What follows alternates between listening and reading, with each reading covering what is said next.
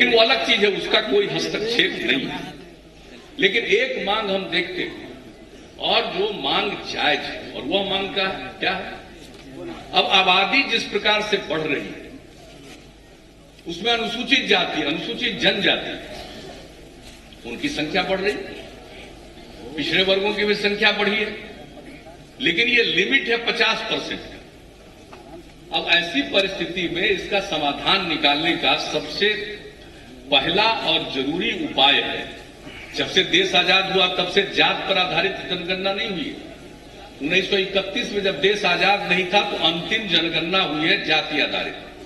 आज भी कुछ पता करना पड़ता है तो 1931 का जो फिगर है, जो आंकड़ा है, उसी को देखकर थोड़ा बहुत समझने की कोशिश हम लोग करते हैं। लेकिन अगर पूरे बिहार में, पूरे देश में जाति आधारित जनगणना हो जाए तो बहुत सारे तथ्य सामने आ जाएंगे। आज क्या होता है? आज जब जनगणना होती है तो अनुसूचित जाति, अनुसूचित जनजाति कितने हैं, विभिन्न धर्मों के कितने लोग हैं, अल्पसंख्यक समाज के कितने लोग हैं, इसकी गिनती हो जाती है। अनुसूचित जाति और अनुसूचित जनजाति के अंदर विभिन्न जातियों की भी गिनती हो जाती है, लेकिन अन्य वर्गों के लिए कोई गिनती नहीं रहती। कौन अनारक्षित श्रेणी में आता है, कौन पिछड़े वर्ग का है, इसके बारे में कोई आंकड़ा उपलब्ध नहीं होता। तो ये जरूरी है कि एक बार, अगली बार जाति आधारित जनगणना हो जाए ताकि सबके पास फिगर होगा। पिछली बार 2011 में केंद्र में जो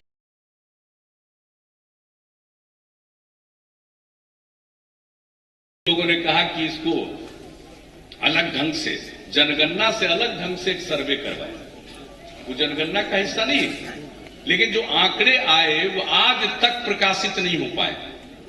उसका कारण क्या? हम लोगों ने पता करने की कोशिश तो कहा जनगणना होती और जाति आधारित जनगणना होती तो एक एक आंकड़ा आप रखते कि कौन जात है, उसकी संख्या पूछते। अब वैसे चला गया, ठीक ढंग से सर्वे किया नहीं, जिससे पूछ रहा कोई जात बता दिया, एक ही जात का 10 नाम है, अब वो अंत में इकट्ठा हो गया है तो उसको गिनती करना मुश्किल हो रहा है, इसलिए आज तक प्रकाशित नहीं हुआ। इसलिए उस तरह के सर्वेक्षण की क्या जरूरत है? सोशियो इकोनॉमिक कास्ट सर्वे की क्या जरूरत है? आप जाति आधारित जनगणना करा दीजिए, एक एक आदमी का जात का पता चल जाएगा। धर्म के बारे में तो अभी ही मालूम हो जाता है और SC ST के बारे में तो पूरा पता चल जाता है, लेकिन जब सबके बारे में पूरी जानकारी हो जाएगी तब सारे तथ्य सामने आ जाएंगे। और जब सारे तथ्य सामने आ जाएंगे तो इस हिसाब से क्यों नहीं होगा? कब तक एक सीमा तक ही आरक्षण रहेगा? एक संदर्भ में 50% की सीमा लगा दी गई। एक बार कास्ट सेंसस पूरे तौर पर हो जाएगा तो उसके बाद ठीक ढंग से संविधान में प्रावधान करके कोई उपयुक्त उपाय किया जा सकता है ताकि सबको उसका लाभ मिलेगा। तो ये सब चीज हम लोग करना चाहते हैं और इन सब चीजों के प्रति हम लोगों की प्रतिबद्धता है प्रारंभ से। लेकिन जो सबसे बड़ी बात है कि समाज में हम हर समय लोगों के हक के बारे में सोचते हैं, अधिकार के बारे में सोचते हैं, उनको कैसे सम्मान मिले, कैसे अधिकार मिले, कैसे उनकी हिस्सेदारी मिले, सबके लिए हम लोग सजग रहते हैं। लेकिन जरूरत एक और बात की बहुत ज्यादा है, वह है आपस में प्रेम और भाईचारे का। आजकल आप देख रहे हैं कि एक तनाव का माहौल पैदा करने की कोशिश होती है, और खास करके आप जानते हैं कि नई तकनीक आई है, नई टेक्नोलॉजी आई है। आज मोबाइल सब लोगों के पास है। 12 करोड़ की आबादी अभी हुई है, नहीं हुई है पक्का नहीं है बिहार की, लेकिन 8.5 करोड़ मोबाइल हो गया। आजकल जिसको देखिए मोबाइल पर ऐसे ऐसे करते रहते हैं, किसी को देखिए फट फट कुछ इधर दाबेगा, इधर दाबेगा, ऐसे करेगा, ऐसे करेगा, ही करते रहता है। आई तब जान लीजिए इसका तो जो होना है, घर में भी माता पिता बाल बच्चा बैठे हुए सब मोबाइल पर काम करता रहेगा, न बेटा बाप को देखेगा न बाप बेटा को देखेगा।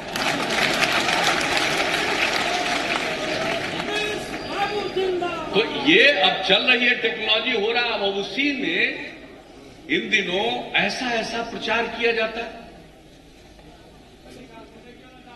ऐसा प्रचार किया जाता है, एक दूसरे को मैसेज देता है, ट्रांसफर करता है, और ये जो कम्युनिकेट होता है इसके चलते समाज में तनाव का वातावरण बनता है। तो हम लोगों को देखिए, हम टेक्नोलॉजी के खिलाफ नहीं है, अपना जो होना है हो रहा, चलते जाएगा।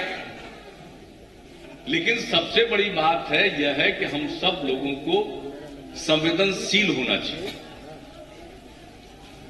और समाज में जो कटुता पैदा करने की कोशिश हो रही है इससे बचना चाहिए और लोगों को बचाना चाहिए। अगर एक तरफ कैंपेन चल रहा है समाज में झंझट पैदा करने का, तो मैं आग्रह करूंगा आप सब लोगों से, दूसरी तरफ अपने प्रिय लोगों से, समर्थकों से ये कैंपेन चलाइए सोशल मीडिया पर कि समाज में प्रेम का भाव हो, भाईचारे का भाव हो। क्यों सिर्फ तनाव की बात चलती है? धर्म के नाम पर तनाव, जात के नाम पर तनाव, तरह तरह का तनाव की बात होती है। तो दूसरी तरफ सद्भावना का, भाईचारे का यह मैसेज भी आपस में चलाना चाहिए। हम जानते हैं निगेटिव चीज, नकारात्मक चीज का तत्काल जिसको कहीं असर पड़ जाता है, 2 मिनट में असर पड़ जाता है। सकारात्मक चीज का असर पड़ने में देर होता है, लेकिन सकारात्मक चीज का जो प्रभाव होता है वो चिरस्थायी होता है और नकारात्मक चीजों का प्रभाव तात्कालिक होता है और कुछ देर के बाद उसका असर समाप्त होता है। इसलिए हम लोगों को चाहिए कि ये काम भी करें। जननायक कर्पूरी ठाकुर जी के बारे में क्या क्या नहीं प्रचार किया गया जब आरक्षण लागू किया उन्होंने, क्या नहीं कहा गया। लेकिन कर्पूरी जी तो जरा भी नहीं, श्रद्धेय कर्पूरी जी जरा से विचलित नहीं हुए, विचलित नहीं हुए और वो अपना काम करते रहे। और ये बात दुर्भाग्य की बात है, जब बिहार में 1990 का जो चुनाव होता, कोई नहीं रोकता, जननायक स्वर्गीय कर्पूरी ठाकुर जी बिहार के मुख्यमंत्री बनते और वो जीवित रहते तो देश के प्रधानमंत्री बनते, ये क्षमता उनकी थी। लेकिन अब कीजिएगा क्या, कोई तो जानता नहीं है नियति का खेल, कब कौन है, कब कौन जाएगा, इसके बारे में तो कोई नहीं जान सकता। लेकिन इतने कम उम्र में 64 साल की उम्र में चले गए, कोई कल्पना कर सकता था।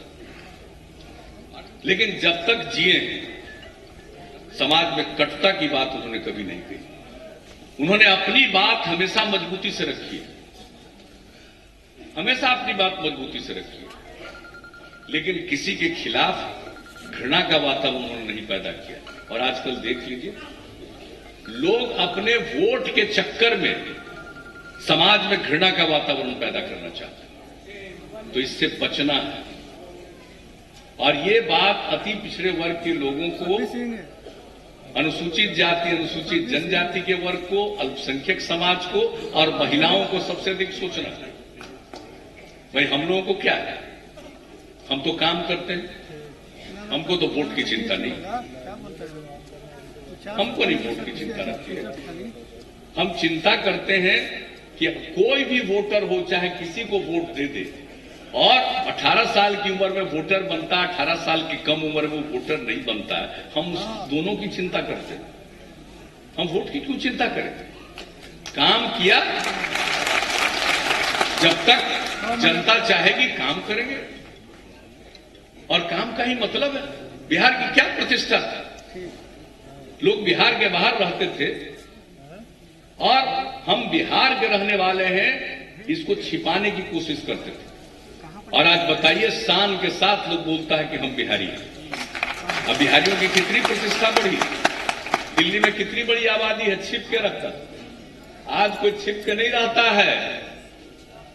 और दिल्ली में अगर आज सरकार जो है, उसका सबसे बड़ा कारण है बिहार के लोगों का जो वोट मिला है, इसी के चलते सरकार में।